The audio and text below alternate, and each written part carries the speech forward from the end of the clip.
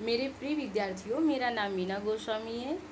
आप सबका स्वागत है हमारे प्रोफेसर अंकित चैनल पर। आप सब कैसे हैं? मैं आशा करती हूँ आप सब अच्छे ही होंगे। सबको राधे राधे, जय श्री कृष्णा। आज मैं आप लोगों को क्वेश्चन कराऊंगी जिससे आप लोगों का वर्ण एवं शब्द विचार क्लियर हो जाएगा। थोड़ा से रिवीजन करते हैं हम लोग वर्ण विचार और शब्द विचार की। फिर उसके बाद हम लोग क्वेश्चन करेंगे जिससे आप लोगों को क्वेश्चन करने में आसानी होगी। ठीक है, आइए हम लोग चलते हैं। सबसे पहले वर्ण विचार की बात कर लेते हैं थोड़ा से। वर्ण विचार क्या है? अगर वर्ण विचार की बात करें तो फटाफट हम लोग रिवीजन कर लेते हैं। स्वर और व्यंजन। स्वर के अंतर्गत क्या क्या आता है? ह्रस्व शब्द आता है जिसमें आपको बहुत कम समय लगता है, और फिर दीर्घ स्वर आता है। उसके बाद प्लुप्त स्वर आता है। क्या आता है? प्लुप्त स्वर।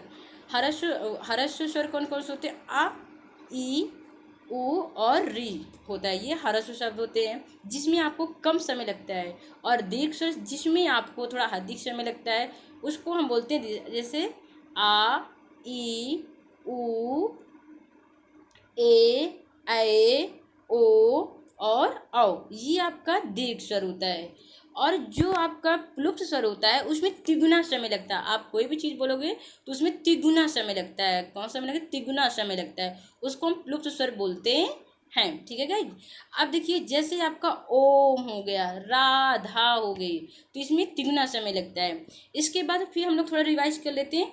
अब देखिए, ये जो आपका होता है आ और आ, ये कंठ से हम लोग बोलते हैं। और फिर ये पास आपका जब ई और ई होता है वो तालु से बोलते हैं। वो कहाँ से बोलते हैं? तालु से होता है। और अगर उ और ऊ की बात करें वो ओठ से बोलते हैं। कहाँ से? ओठ से इसकी ध्वनि निकलती है। अगर बात करें री, अब जो आपका री है ये आपका मूर्धा होता है। ठीक है गाइज, आप आराम से क्लियर करते चलिएगा और नोट डाउन करते चलिएगा। इसके बाद अगर मैं बात करूँ ए और ए की बात करूँ तो कंठ और तालु से बोलते हैं। कंठ और तालु से बोलते हैं। ऐसे ही हम लोग ओ और औ की बात करें तो कंठ और होस्ट से बोलते हैं। ठीक है गाइज, इसको आप सब क्लियर करते चलिएगा और नोट डाउन करते चलिएगा जिससे आने वाली आगामी परीक्षाओं में आप लोगों को कोई प्रॉब्लम ना हो। ठीक है गाइज। अब हम लोग आते हैं व्यंजन। व्यंजन किसे कहते हैं? व्यंजन स्वरों की सहायता, व्यंजन को स्वरों की सहायता लेनी पड़ती है। वो स्वर की सहायता उन्हें लेनी पड़ती है। अब देखिए, अगर व्यंजन की बात करूं, व्यंजन के अंतर्गत क्या क्या चीज आती हैं? व्यंजन के अंतर्गत आती है आपका स्पर्श व्यंजन आता है, स्पर्श व्यंजन। उसके बाद आपका अंतस्थ व्यंजन आता है। अंतस्थ व्यंजन के बाद ऊष्म व्यंजन आता है। स्पर्श व्यंजन कौन कौन से होते हैं? बस आपको इतना याद करना है, का वर्ग और पावर्ग, का वर्ग से लेके पावर्ग तक ये आपका स्पर्श व्यंजन होता है। और अंतस्थ व्यंजन कौन कौन से होते हैं? अंतस्थ व्यंजन या, रा, ला और वा, ये आपका अंतस्थ व्यंजन होता है। ऊष्म व्यंजन कौन कौन से होते हैं गाइस? ये जो आपका ऊष्म व्यंजन होता है, ऊष्म जो आपका व्यंजन होता है वो आपका होता है सा, सा और हा। ये आपका गाइस ऊष्म व्यंजन होते हैं। ये आपका वर्ण विचार क्लियर हो गया। अब हम लोग आते हैं थोड़ा से शब्द विचार में। हाँ, और थोड़ा सा वर्ण विचार में थोड़ा सा और मैं क्लियर कर दूं, थोड़ा सा आप लोगों को दिक्कत ना हो।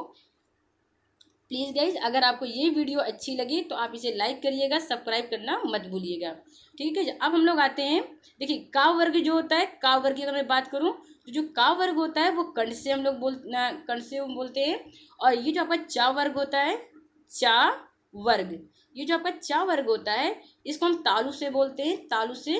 ठीक है, और ये जो आपका टा वर्ग होता है, टा वर्ग, इसमें से भी एक क्वेश्चन भी बना हुआ है।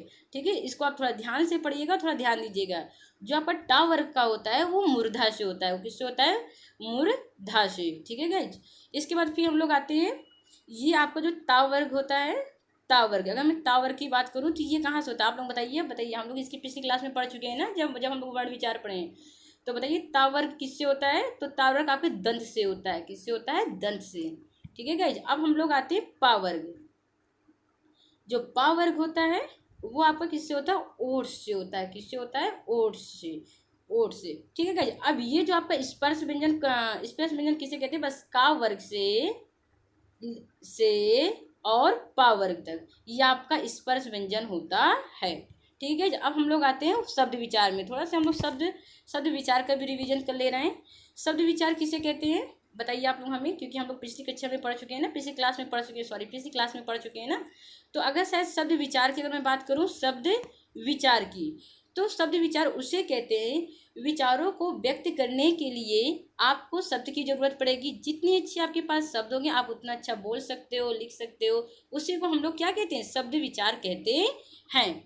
अब देखिए थोड़ा सा गाइस हम लोग नजर डाल लेते हैं शब्द और पद की ओर। शब्द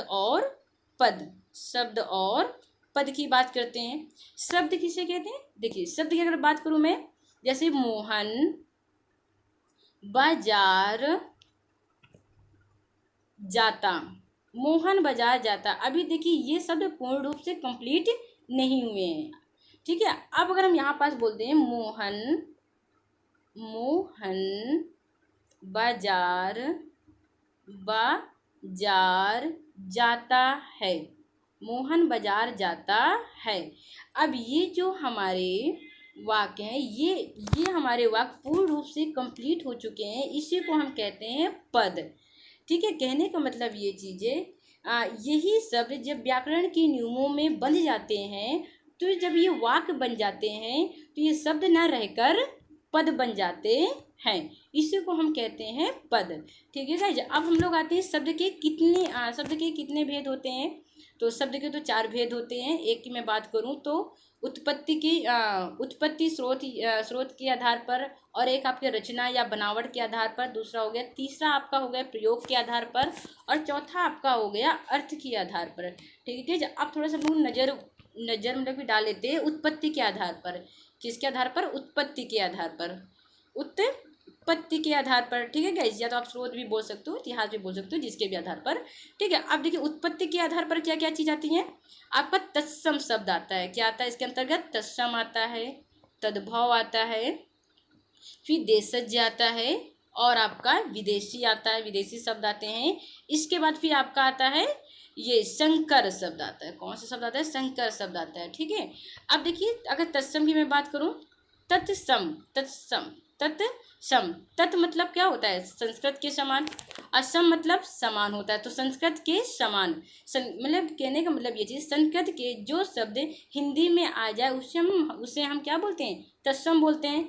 तद्भव किसे बोलते हैं, तद्भव की अगर मैं बात करूं, तद मतलब संस्कृत से, और भव मतलब उत्पन्न, जो संस्कृत से उत्पन्न हुए, मतलब ऐसे शब्द जो अपने थोड़े से रूप को हिंदी में क्या कर लेते, परिवर्तन के में हिंदी में आ गए हैं। जैसे बात करूं मैं, दूध हो गया आपका, आग हो गया इत्यादि, इसको हम क्या बोलते हैं, तद्भव शब्द होते हैं, ठीक है। अब फिर मैं आती हूँ देशज शब्द किसे कहते हैं बताइए। मैंने आपको उस दिन बताया था पिछली लेक्चर पर। तो जो देशज शब्द होते हैं ये हमारे बोलचाल की भाषा में प्रयोग किए जाते हैं। जो भी हमारी नॉर्मली बोलचाल की भाषा होती है उसमें हम लोग इसका यूज करते हैं, या तो क्षेत्रीय प्रभाव के कारण ये हिंदी में आ गई है। जैसे बात करें हम भरोसा, अब बात करें कपड़ा इत्यादि, ऐसे बहुत सारे शब्द होंगे।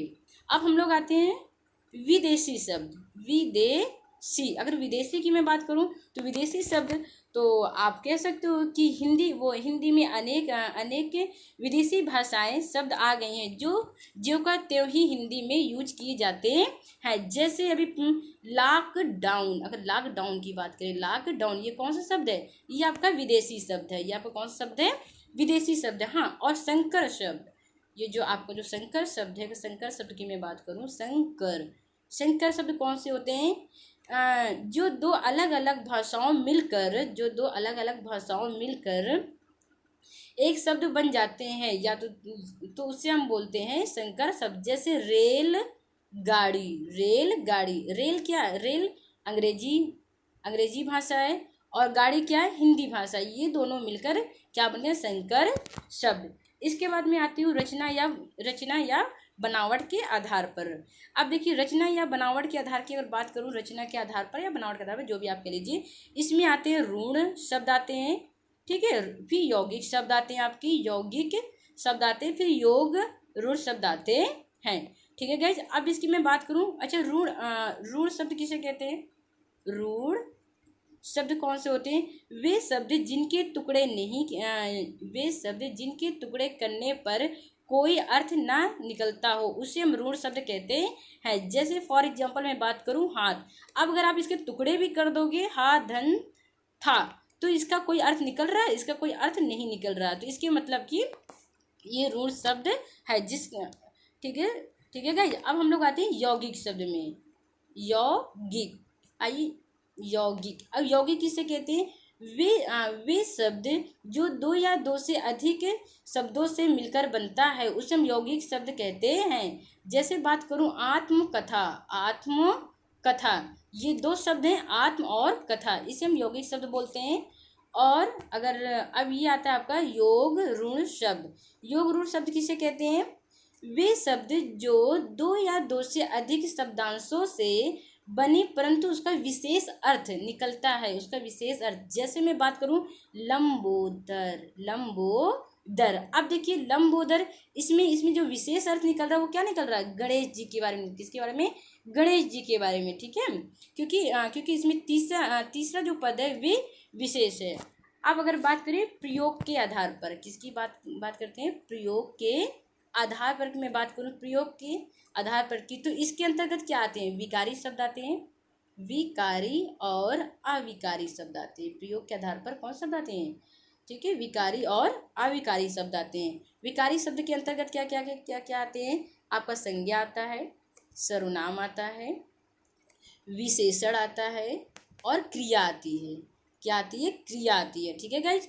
अब अविकारी की मैं बात करूं, अविकारी शब्द की बात करूं, अविकारी के अंतर्गत क्या क्या आता है? संबंध बोधन आता है, समुच्चय बोधक आता है, विस्मयदी बोधक आता है, निष्पाद शब्द आते हैं, ठीक है। अब हम लोग आते हैं अर्थ के आधार पर। तो अर्थ के आधार की अगर मैं बात करती हूँ, अर्थ के आधार पर की मैं बात करती हूँ, अर्थ के आधार पर की, तो इसके अंतर्गत दो आदेश सार्थक आता है आपका और एक निरार्थक आता है, ठीक है गाइज। अब हम लोग आते हैं अपने क्वेश्चन पर आते हैं, ठीक है गाइज। अगर आपको ये वीडियो अच्छी लगी हो तो आप इसे लाइक करिएगा, सब्सक्राइब करिएगा और इसे बच्चों के बीच में शेयर करिएगा, ठीक है, कि और भी बच्चे इसका लाभ ले सके आने वाले एग्जाम के लिए।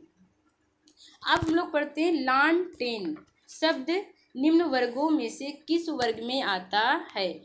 आप मुझे बताइए, 5 सेकंड का मैं समय दे रही हूँ कि लालटेन शब्द क्या निम्न वर्गों में से किस शब्द में आता है? अब आप बताइए लालटेन किस शब्दों में आता है? तो आप बताओगे विदेशज शब्द में। किस में आता है? विदेशज, ठीक है। कौन सा शब्द तुर्की भाषा का नहीं है? तो आप ये बताइए कौन सा शब्द तुर्की भाषा का नहीं है? तो आप मुझे बता सकते हो कौन सा शब्द नहीं है? पैगाम्बर नहीं है। पैगाम्बर तुर्की भाषा का शब्द नहीं है। यहाँ पास आपका बेगम है, चेचक है, बारूद है, ये सब तुर्की भाषा में आती है। सब किस में आते हैं? तुर्की भाषा में आते हैं, ठीक है गाइज। अब मैं बात करूँ आपसे, छायादार शब्द किसका उदाहरण है? तो आप दिल्ली से बताइए, छायादार किसका उदाहरण है? दिल्ली से बताइए आप मुझे, छायादार किसका है? तो ऑप्शन आपका कौन सा सही होगा? डी सही होगा। आपका ऑप्शन कौन सा? संकर शब्द। क्यों? छायादार, छाया, जो आपका ये छाया है ये हिंदी का शब्द है, आपसे बताया थी, दो भाषाओं से मिलकर बना हुआ है। दार कहाँ का है? फारसी शब्द है आपका।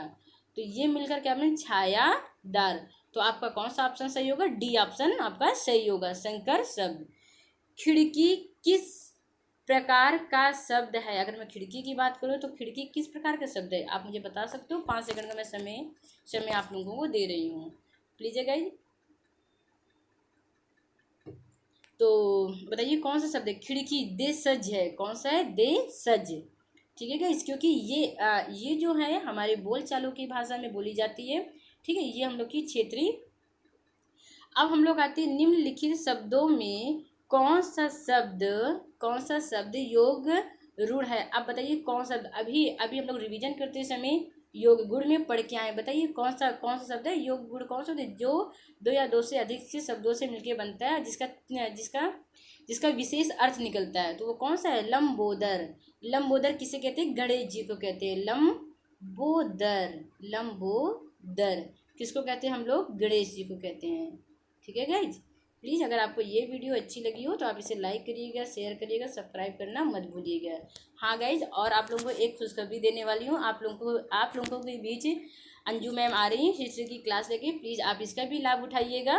ठीक है, अब आइए हम लोग अपने क्वेश्चन की ओर चलते हैं। निम्नलिखित शब्दों में से कौन सा शब्द योग गुण है? ये तो क्वेश्चन हो ही गया हम लोग का।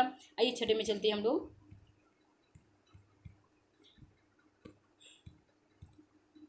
निम्न में से कौन ऋण शब्द का उदाहरण है? तो जल्दी बताइए गाइस, 5 सेकंड का मैं समय दे रही हूँ आप लोगों को। कौन सा है बताइए, जल्दी बताइए। जल, बी ऑप्शन आपका सही होगा। कौन सा ऑप्शन सही होगा? बी, जल है। ठीक है, अब हम लोग आते हैं धर्मशाला। धर्मशाला रचना के आधार पर किस शब्द भेद में आता है? धर्मशाला, धर्म और शाला तो किस में आता है बताइए जल्दी से? यौगिक में आता है। किस में आता है? यौगिक में। धर्मशाला इसमें दो या दो मतलब दो शब्द से मिलकर बना है। जो आपका यौगिक शब्द होते हैं वो दो शब्दों से, दो या दो से अधिक शब्दों से मिलकर बनते हैं। तो इसमें ऑप्शन कौन सही होगा गाइज? बी ऑप्शन सही होगा। निम्नलिखित शब्दों में कौन सा शब्द देशज में नहीं आता है? तो आप बताइए कौन सा शब्द देशज में नहीं आता है? तो आप बताओ कि पुष्कर, कौन सा शब्द नहीं आता? पुष्कर शब्द नहीं आता है। अब अगर मैं बात करूं निम्नलिखित शब्दों में कौन देशज शब्द है? तो फटाफट बताइए देशज शब्द कौन से हैं? तो वो अभी मैंने यूज किया है। बताइए कौन सा है? फटाफट। लोग कहते हैं ना फटाफट बताओ, या तो फटाफट ये काम करो। तो ये कौन से देशज शब्द जो हमारी नॉर्मली बोलचाल की भाषा में यूज किया जाता है? तो कौन सा शब्द है? फटाफट। ठीक है, अब हम लोग आते हैं अपने 10वें क्वेश्चन पर आते हैं। निम्न शब्दों में योग ऋण शब्द कौन सा है? तो अब आप लोग बताइए गाइज, मैं 5 सेकंड का समय आप लोगों को दे रही हूँ। बताइए, अभी पूरा मैं रिवीजन करा के आई हूँ। फटाफट बताइए कमेंट बॉक्स पर। तो ये ऑप्शन ए सही है, चक्रपड़ी। चक्रपड़ी किसे बोलते हैं बताइए? जिसमें विशेष है चक्रपड़ी, विष्णु जी को बोलते हैं। किसको बोलते हैं? विष्णु जी को बोलते हैं। ठीक है गाइज, अब हम लोग आते हैं 11वें क्वेश्चन पर आते हैं अपने। निम्न में कौन संकर शब्द है? संकर शब्द कौन सा है जल्दी बताइए? संकर शब्द कौन सा है? तो रेलगाड़ी आपको पिछले लेक्चर में भी मैं बता चुकी हूँ। संकर शब्द में रेलगाड़ी वाला, ठीक है गाइस, रेल और गाड़ी वाला भी मैंने बता चुका है, आप लोगों को डिफाइन भी कर चुका है। रिक्शा किस भाषा का शब्द है जो हिंदी में प्रचलित है? आप लोग बताइए, मैंने जब उस दिन कराया था आपको विदेशी वाले में, मैंने सब आपको पढ़ाया था। जल्दी बताइए गाइस, रिक्शा शब्द किस भाषा से है? अरबी से है कि फारसी से है, जापानी से या चीनी से? तो किससे है गाइज? आपका ऑप्शन सही होगा सी, जापानी है। रिक्शा शब्द कौन सा है? जापानी। ठीक है गाइज, अब हम लोग आते हैं 13 क्वेश्चन पर आते हैं। कौन से क्वेश्चन पर आते हैं? 13 क्वेश्चन पर आते हैं। मुरलीधर किस प्रकार का शब्द है? तो आप लोग गाइज बताइए जल्दी से, मुरलीधर किस प्रकार का शब्द है? तो योग रूढ़ शब्द है। कौन सा है? योग रूढ़ शब्द। क्योंकि मुरलीधर किसे कहते हैं? आप लोगों को तो पता ही होगा, कृष्ण जी को कहते हैं। ठीक है, कृष्ण जी को कहते हैं मुरलीधर। ठीक है, अब कबूतर किस शब्द का मूल शब्द है? जो आपका कबूतर है किसका मूल शब्द है बताइए जल्दी से? फारसी का है, अरबी का है कि संस्कृत का है, हिंदी का, किसका है? ये आपका जो कबूतर शब्द है ये फारसी का है गाइज। किसका है? ये फारसी का है। प्लीज़ मैं आपसे बार बार रिक्वेस्ट कर रही हूँ, आप लोग नोट डाउन करते चलिएगा, जिससे आने वाली आगामी परीक्षाओं में सिर्फ आप फेयर उठाइए, अब सिर्फ रिवीजन करना आप स्टार्ट करिए फटाफट, आपको कोई प्रॉब्लम ना हो। और कोई भी दिक्कत आ रही है आपको तो आप कमेंट बॉक्स पर आप लिखिएगा। अब बात करते हैं लाश किस भाषा का मूल शब्द है? तो जो लाश है आपका किस भाषा का मूल शब्द है? तुर्की भाषा का है। किस भाषा का है? तुर्की भाषा का है। ठीक है गाइज, अब हम लोग आते हैं, देखिए ये जो यूपीपीसीएस 2020 में ये क्वेश्चन पूछा गया है, आप लोग थोड़ा इसे ध्यान दीजिएगा। निम्नलिखित वर्णों में कौन सा वर्ण मूर्धन्य नहीं है, जिसको मूर्धा बोलते हैं? बताइए कौन सा नहीं है, जल्दी बताइए कौन सी? चा नहीं है, चा नहीं है, चा नहीं है। ठीक है गाइज, तो ये जो चा है ये चा आपका नहीं है। चा वर्ग जो आपका ये जो जा सॉरी ये जा है, चा नहीं है। जो आपका जा वर्ग आता है वो किस उसमें आता है, आप लोग मुझे बता सकते हो? ये आपका तालब वे आता है। किस में आता है? तालब। जितने भी चा वर्ग के होते हैं, चा, छा, जा और झा और इया, ये सब किस में आता है? चा वर्ग मतलब तालब में आता है। ये जो आपका टा ठा, जिसमें जिसमें आप लोगों की जीवा क्या होती है? फोल्ड हो जाती है। टा ठा डा, ये मूर्धा होता है। ये क्या होता है गाइज? मूर्धा होता है। तो इसमें नहीं पूछा है तो ये जा आपका नहीं है, ये तालब में आता है। ठीक है गाइज। और ये यूपी पीसेट 2020 में ये क्वेश्चन पूछा गया है। अब मैं बात करती हूँ निम्नलिखित हिंदी वर्णों में अयोग वाह कौन सा वर्ण है? आप जल्दी से बताइए, अयोग वाह वर्ण कौन सा है? अयोग वाह वर्ण आपका ऑप्शन नंबर बी सही है। आपका ऑप्शन नंबर बी सही है। अंग किसे कहते हैं? अंग आपका अनुस्वार होता है, अनुस्वार होता है। और आपको जो आहा होता है वे विसर्ग होता है। वो क्या होता है गाइज? विसर्ग होता है। तो इसमें अयोग वाह कौन सा वर्ण है? तो अंग और आहा है, अंग और आहा है। निम्नलिखित में से तत्सम शब्द कौन तत्सम शब्द है? तो बताइए, ये आपके आरओ 2016 में पूछा गया था ये क्वेश्चन कि निम्नलिखित में से तत्सम शब्द है। तत्सम शब्द कौन सा है? तो आप मुझे बताइए कौन सा है तत्सम शब्द? आपका बी तत्सम शब्द है। ठीक है गाइज। अब हम लोग आते हैं अगहन का तत्सम रूप कौन सा है? अगहन का तत्सम रूप कौन सा है? तो आप हमें बता सकते हो अगहन का कौन सा तत्सम रूप कौन सा है? अग्रहायण, अग्रहायण है। ठीक है गाइज, अग्रहायण। निम्नलिखित में से तद्भव शब्द है। तो तद्भव शब्द कौन सा है? आप मुझे बता सकते हो कौन सा है? 14। ऑप्शन नंबर आपका सी सही है। ऑप्शन नंबर आपका सी सही है। प्लीज़ गाइज, अगर आपको ये वीडियो अच्छी लगी हो तो आप इसे लाइक करिएगा, सब्सक्राइब करिएगा, शेयर करना मत भूलिएगा, जिससे आपको आप बेल आइकन पर प्रेस जरूर करिएगा, जिससे आने वाली वीडियो को आपको नोटिफिकेशन मिल सके। और आप लोगों के बीच अंजू मैम आने वाली हिस्ट्री की क्लास लेके, ठीक है, आप इसका भी लाभ उठाइएगा। थैंक यू सो मच, धन्यवाद।